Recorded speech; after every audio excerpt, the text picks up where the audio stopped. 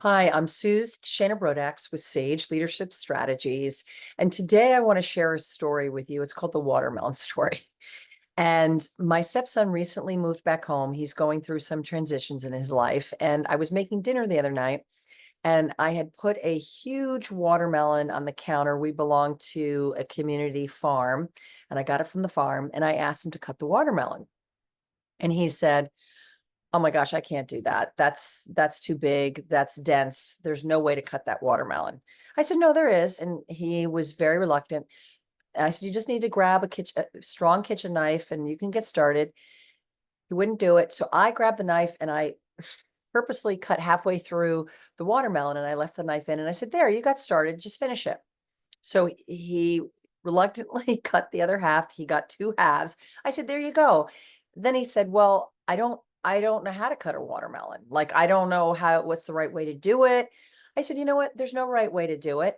I said, "We're not doing food art here. We just need small enough pieces to be able to eat it." And I said, "You could cut it in wedges, you could cut it in slices."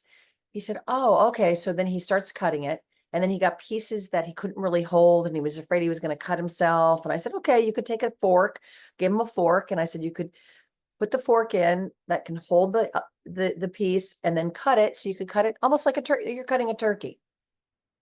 And so he finished the watermelon. And I said, "Okay, what did you learn about yourself in this process?" Well, he said, "At first, the watermelon seemed so overwhelming.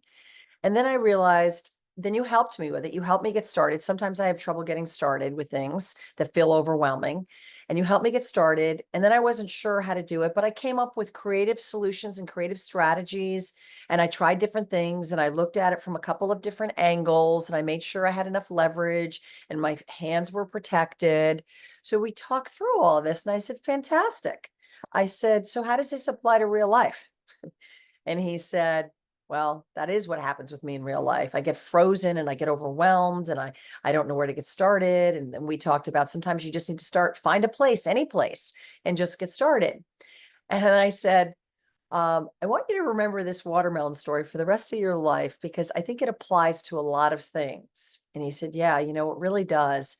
And then the next day, he came home and he said, "I had a watermelon and I was able to cut through it." And here's what it was. He was stuck in a massive traffic jam. There was an accident and he hates these kinds of situations. And he was able to figure out a different alternate path home. And so let's put it this way, we're getting a lot of mileage out of that watermelon story.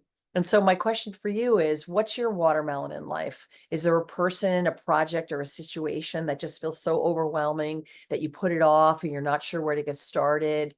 How and when do you ask for the appropriate help and support that you might need? How do you break it up into bite-sized pieces that make it manageable? How do you come up with creative strategies and solutions that can help you navigate your way through it? Food for thought. Have a great day.